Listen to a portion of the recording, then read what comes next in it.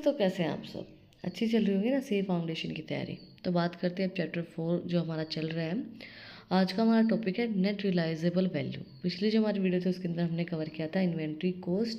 तो अगर आपने वो वीडियो नहीं देखी है तो जो उसका लिंक है वो डिस्क्रिप्शन में है, आप लोग जाके चेक कर सकते हैं। आज हम कवर करेंगे net realizable value. What is net realizable value? The net realizable value is the value for which an assets can be sold minus the estimated cost of selling or disregarding the assets. The NRV is commonly used in estimation the value of ending inventory of account receivables. Net realisable value वो value होती है जिसके अंदर जितनी भी हमारी asset sold की गई है उसके अंदर से माइनस करेंगे जो हमारी selling cost of selling of disregarding the assets थी, जो हमने एस्टिमेशन लगाया था। एनआरवीज जो होते हैं वो कॉमनली यूज़ की जाती है एस्टिमेशन लगाने के लिए कि हमारे पास एंडिंग इन्वेंट्री कितनी बचेंगी। The net realized value is an essential measures in inventory accounting under the general expected accounting principle, जिसको हम गैप बोलते हैं, and the international financing reporting system IFRS. The calculation of NRV is critical because it presents the over statement of assets valuation. Assets की valuation करने के लिए net realized value, net realizable value जो होती है हमारी, वो हमें बताती है कि भाई हमारी एंडिंग इन्वेंट्री कितनी बचेंगी, जितनी हमने हमारी जो हमारे पास जितनी भी एसेट्स हमने सोल्ड की हैं उनके अंदर से माइनस करेंगे जितनी हमारा एस्टिमेशन था, तो हमें नेट रियलाइजेबल वैल्यू पता चल जाएगी कि हमारी एंडिंग इन्वेंट्री कितनी बचेंगी। ये according to the general expected accounting principle और IFRS के अकॉर्डिंगली इनको कैलकुलेट किया जाता है। बहुत क्रिटिकल होता है इनको कैलकुलेट करना। तो हम देखते हैं इनको कैलकुलेट कैसे किया जाता है। How to calculate the NRVs. The calculation of NRVs can be broken down into the following step. Find the market value of expected selling price of an assets. जो मार्केट वैल्यू है जो हमने expect करके चला कि भाई selling price assets का ये रहेगा। Then find all costs associated with the compliance and the sale of an assets and cost of production, advertisement, transportation. उसके बाद हम सारी कॉस्ट को फाइंड आउट करेंगे कि भाई कितनी कितनी कॉस्ट हमारी कहाँ कहाँ पे लगेगी एसेट्स को सेल करने में, मतलब प्रोडक्शन करने में, एडवर्टाइजमेंट करने में, ट्रांसपोर्टेशन करने में, वो सारी कॉस्ट को हम कैलकुलेट करेंगे, फाइंड आउट करेंगे। Then calculate the difference between the market value और expected selling price of an assets and the cost associated with the compliance of the sale of an assets. It is a net realizable value of an assets. देखो simple सी चीज़ है, पहले हम क्या करेंगे, cost को डिटरमाइन करेंगे, उसके बाद हम देखेंगे कि भाई हमारी प्रोडक्शन जो हमने की है उसमें कॉस्ट कितनी लगी है, एडवर्टाइजमेंट में कितनी लगी है, ट्रांसपोर्टेशन में कितनी लगी है, टोटल कॉस्ट को देखेंगे। उसके बाद हम उसको कैलकुलेट करेंगे कि मार्केट वैल्यू क्या चल रही है और एग्जैक्टली हमारा पैसा कितना लगा है, प्रोडक्शन, ट्रांसपोर्टेशन और जो एडवर्टाइजमेंट है उनके अंदर एग्जैक्ट हमारा पैसा कितना लगा है और मार्केट वैल्यू क्या है, उनको कंपेयर करके देखेंगे। उनके अंदर हम एक्सपेक्टेड जो हमारी सेल्स है और उसके अंदर से जब हम माइनस करेंगे तो हमारी नेट रियलाइज्ड वैल्यू जो है वो निकल आएगी। Realizable value. Now let us understand the NRV in different accounting context. While net realizable value is most commonly associated with inventory valuation, its application expand across multiple assets categories. Each context carries its own set of consideration, but the core principle remain the same. Assets should not record as more in the account they are expected to bring it. Let us explore the NRVs used across various accounting scenarios.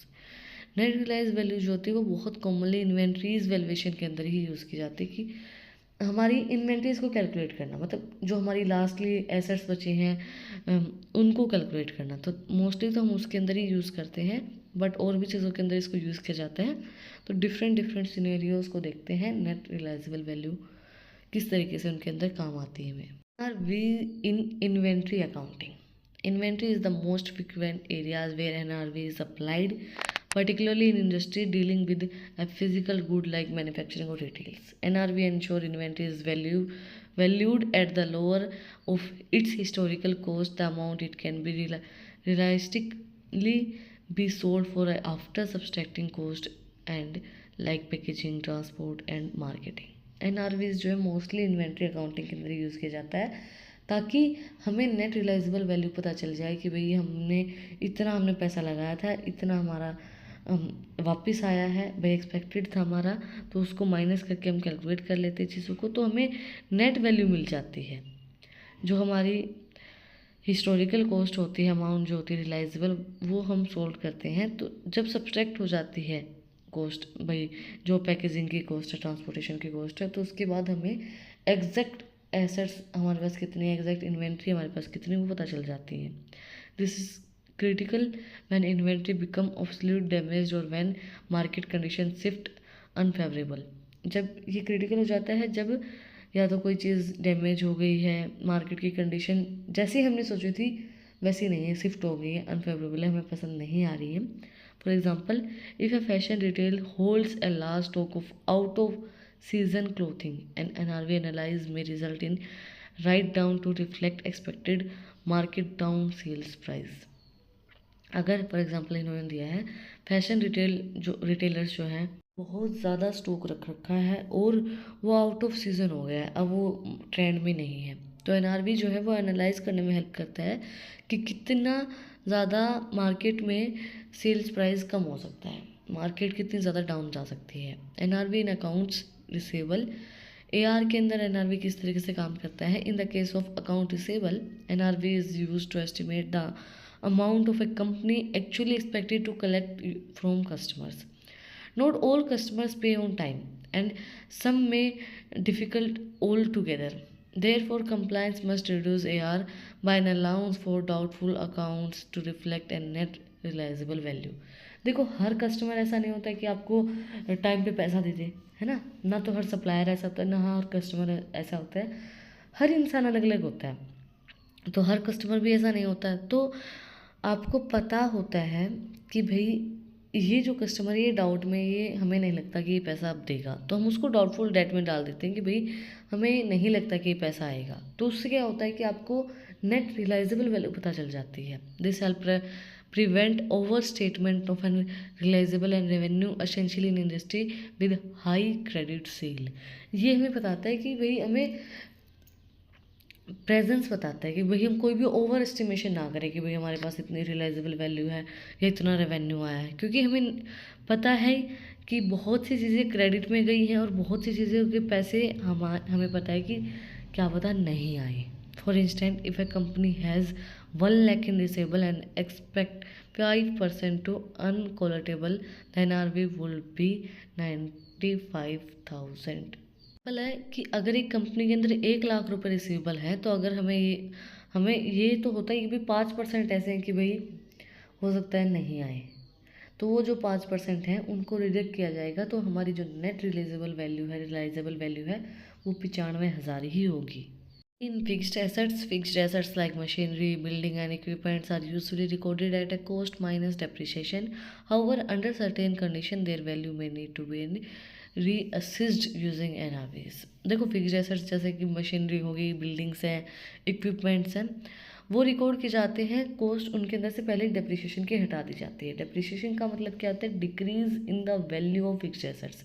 जो हर साल हमारी जो fixed assets होती हैं उनकी value जो घटती रहती है उसको डेप्रिसिएशन बोला जाता है। तो बट कुछ कंडीशन के अंदर NRV का भी यूज़ किया जाता है, जैसे कि when there evidence of impairment such as technology obsolescence, physical damage और market downturns, NRV help determine the recoverable amounts. जैसे कि कई बार क्या होता है कि भाई टेक्नोलॉजी एडवांस हो गई है या फिर कोई चीज़ डैमेज हो गई है, मार्केट के अंदर ट्रेंड्स चेंज हो गए हैं, तो उस टाइम पे NRV हमें नेट रियलाइजेबल वैल्यू बताता है कि भाई क्या आपकी नेट रियलाइजेबल वैल्यू रहेगी। रिकवरेबल अमाउंट जो होती है, भाई कितनी रिकवर हो सकती है, उसको बताने में भी हेल्प करती है। If the NRV is lower than the assets carrying value is impairment loss must be recognized. अगर जो NRVs है, हमारी नेट रियलाइजेबल वैल्यू है, वो कम है एसेट्स जो हमने कैरी की है, एसेट्स की जो वैल्यू हमने कैरी की है, तो मतलब कि वहाँ पे लॉस है, वो लॉस को रिकॉग्नाइज करते हैं। For example, a company with outdated manufacturing equipment may find that a market resale value is fair below the its current book value and triggering a return down. अगर देखो, एक company जो है उसकी जो इक्विपमेंट्स है वो आउटडेटेड हो गए हैं, तो उसको पता होगा जो मार्केट की रीसेल वैल्यू है होगी उनकी करंट बुक वैल्यू से। जैसे कि अब आपने एक चीज़ देखी होगी, जो चीज़ आउटडेटेड हो जाती है उसको कम प्राइस में सेल किया जाता है, चाहे उसकी बुक वैल्यू होता है ना कि या तो एग्जैक्ट जो प्राइस है उसमें सेल किया जाएगा या कम प्राइस में सेल किया जाएगा। आउटडेटेड होने के बाद, जैसे आईफोन जब आता है उसका प्राइस बहुत ज़्यादा होता है, हाई होता है मतलब, लेकिन धीरे धीरे धीरे धीरे जब नए दूसरा आ जाता है, तीसरा आ जाता है, तो उनकी जो वैल्यू हो जाती है वो कम हो जाती है।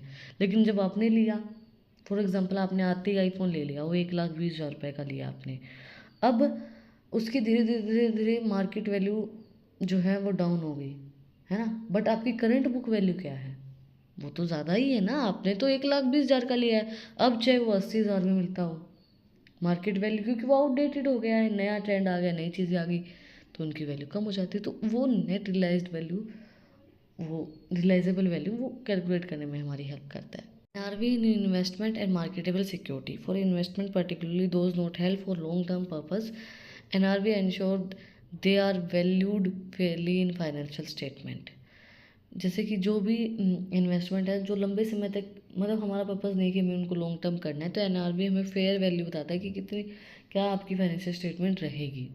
NRV is considered when an investment market price falls significantly below its purchase cost and it is not expected to recover soon. NRV हमें जब कंसिडर करते हैं, जब हम इन्वेस्टमेंट कर रहे हैं और हमें पता है मार्केट का प्राइस फॉल होगा, कितना होगा और परचेज कॉस्ट क्या रहेगी, वो चीज़ बताता है कि भाई कौन सी चीज़ रिकवर हो सकती है, एक्सेप्टेड है, भाई ये हो सकता है, ये नहीं हो सकता है। Although most investment are marked to market under fair value accounting, NRV principles support the need for valuation adjustment and liquidation cost or losses are accepted.